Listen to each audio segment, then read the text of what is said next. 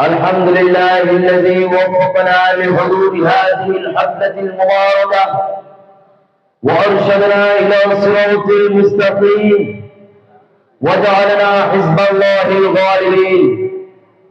الصلاة والسلام على سيدنا مولانا محمد وعلى آله وأصحابه أجمعين. أما بعد، فيا صاحب الفضيلة ورئيس هذه الحفلة المباركة وقضاة الكرام وضيوفنا العظام وإخوان الطلاب، كلوا مني السلام. السلام عليكم ورحمة الله وبركاته. أيها